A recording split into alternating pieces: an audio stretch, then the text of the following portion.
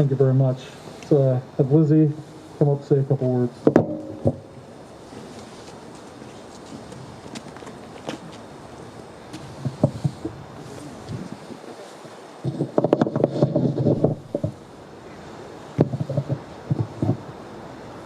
Can everybody hear me with my mask on?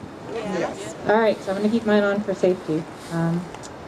Unfortunately, I work in an office, and the room right next to mine is the COVID treatment room, so I will be extra careful tonight.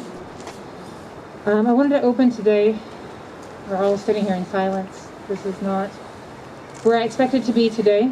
But the purpose of yesterday's Congressional Assembly, according to the 12th Amendment of the United States Constitution, was the President of the Senate shall, in the presence of the Senate and the House of Representatives, open all the certificates, and the votes shall then be counted.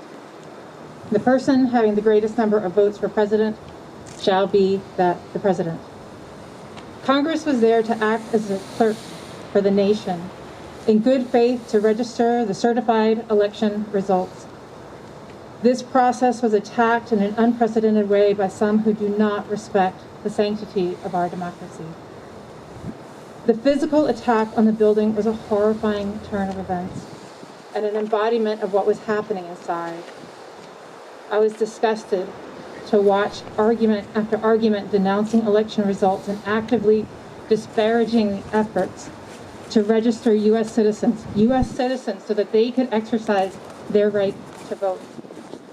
Suggesting that legal expansion for voter rights is evidence of voter fraud is a false equivalence that should not persist in a well-functioning democracy. Other evidence put forward by those supporting the objection of the electors are false, misleading, and a misunderstanding of the purpose of putting forth such an objection. The challenges that had any merit, if they had any merit, they would have been upheld in the court. So I stand here today that every man, woman, and child in America should be grieving at what we witnessed yesterday. For grief is about loss.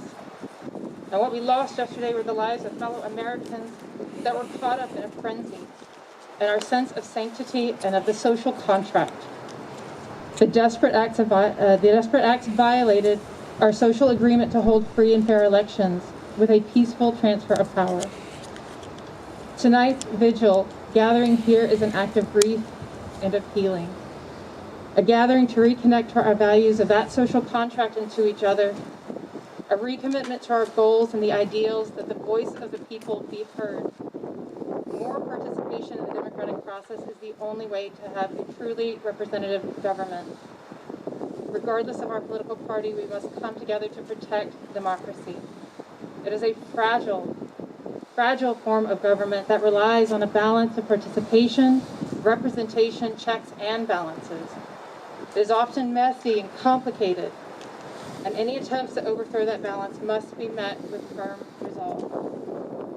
Last night, damage was done, but the buildings can be repaired, and our resolve has been strengthened. This is not the first attack on democracy, and it likely won't be the last. The system that was created by our founding fathers is holding.